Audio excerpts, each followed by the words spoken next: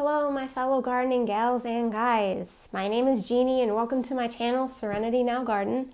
I garden in a zone 4B in Minnesota. I mostly ornamental garden, but I'll also be diving into some vegetable gardening in the future, so stay tuned for that. It's spring. I'm about to do some spring cleanup. I'm going to take you out to my front garden bed where I will be just cutting back some perennials that I left for the winter since they had some winter interest. I'll be doing some edging, freshening up the mulch, and then I'm going to be extending the garden bed using the no dig method. That's using some cardboard, some mulch, so if you're interested in seeing that, stay tuned.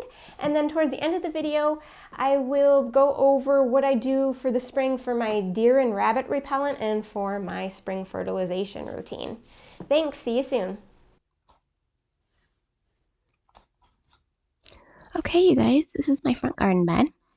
Just going to be cleaning this up today, and I'm going to be extending the garden bed right back to that juniper there. That's our property line. You can kind of see a yellow marker there. So I'm just taking out my hedge clippers, going to cut down my millennium allium. I always leave that up for the winter. It's just so pretty when the snow is on it. And yeah, it just has some winter interest. I'm using this garbage can that I got from Menards. It was only about $10, $15. It has wheels on it and it's super light. So I put all the plant debris in it and cutting my silver mound artemisias there. And I just wheel this back to the compost pile or the brush pile. It's cheaper and a little easier than those kangaroo bags that they sell.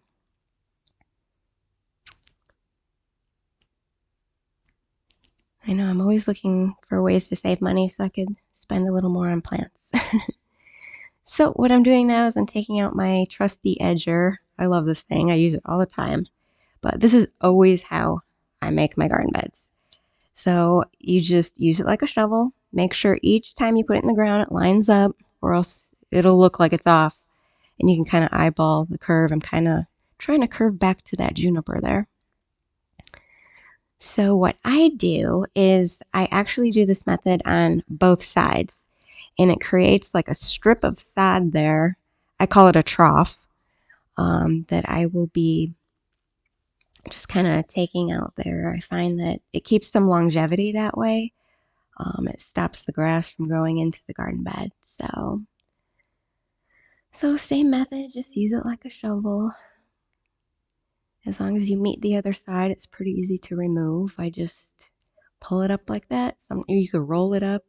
You don't have to throw away these pieces either. You could use them as like patch pieces for like areas of, let's say, dead grass like dog urine in the spring. Or you could just take it back to the compost pile as well. But yeah, I've definitely reused these in a lot of places, so it definitely comes in handy. And I'm just going to get the rest of that grass there, and we'll just move on to weed whacking. So I usually try to weed whack the grass as low as possible. I scalp it so it dies faster. Now today, my battery actually ran out on the weed whacker, so I couldn't do all the grass, but I normally do, but at least get the edge really good. So it makes a big difference. It definitely, keeps some of the grass blades from poking out on the side there. All right, time to cardboard. So I just put all my Amazon boxes to use every year. And they just kind of fit together like a puzzle piece. Always overlap, never leave any gaps. I start with the edge first, but do not cardboard over that trough because you want the mulch to go down in there. So just kind of fit these pieces together. Like I said, I always use the small pieces for the edge. It makes it easier, and then I save my large boxes for the larger areas like the one behind me there. I'll also leave a little area, like a hole, where I'm going to put that Weigela that's behind me that I'm going to plant up. And I do that. I cut it and leave it out, the sod. That way, when I plant that Weigela, the grass doesn't pop up right around it, and I could still cardboard and mulch around it.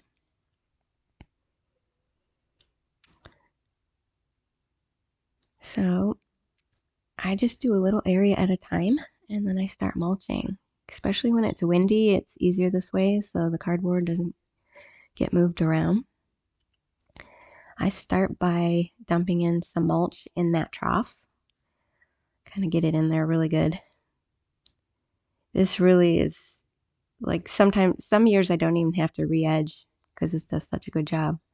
I dump the rest of the mulch. I leave about 2 to 3 inches thick over the rest of the cardboard. But yeah, this slowly breaks down over the years and your plants can still spread, and it's a great way to get rid of your boxes too.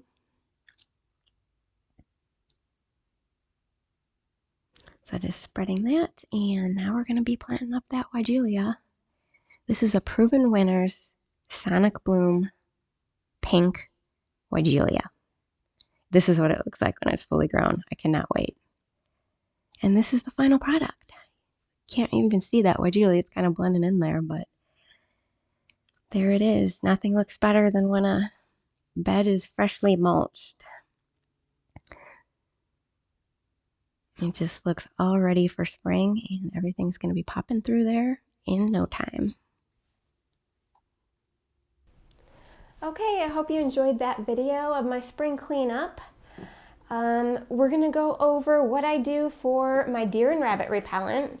I always have to use deer and rabbit repellent every year, or else they will eat almost all my plants. In fact, they will also nibble on some plants that are supposed to be deer and rabbit resistant if there's nothing else to eat. So I use this every few weeks, and I also will do it after a really good rain just to make sure it's nice and saturated. So this is the brand I use. This is called Liquid Fence. I get it at Home Depot, I think maybe for about $20, this whole thing, and it's about half full, and I used it all last year and a few times this year. It doesn't hurt the pollinators or anything. It's just made of egg white solids, garlic, thyme oil, sodium lauryl sulfate, a few other ingredients. It just smells quite bad, quite strong. So I would recommend not to use it on a windy day. Don't stand downwind of this when you're spraying. And also maybe skip it if you're having people over for like a barbecue, or if your neighbors are having people over, because it can be pretty strong for the first few hours. But like I said, it works really well. Another thing I do is I'll get some organic blood meal, and I'll put that around some of my garden beds, especially around my hostas. It's made of nitrogen, so the hostas love it anyways for the green color. And yeah, the deer and rabbit seem to not like the smell of that as well. And it's pretty cheap. You can get it almost anywhere as far as the garden centers go, or the big box stores. So that's what I do for deer and rabbit repellent. For my spring fertilization routine, I always have to fertilize all of my perennials, all of my shrubs, all of my trees. I live in an area that has very sandy soil, so it doesn't keep the nutrients like a more thicker like clay soil would. So what I use, and I'm not sponsored by the way with any of these things, is this Burpee natural and organic all-purpose granular plant food. This is a 4-4-4 mixture. It's a slow release. It doesn't burn the plant. I use it in the spring, and sometimes I'll use it in the fall again. I've had really great results with this, and I just read the back of the instructions and just follow.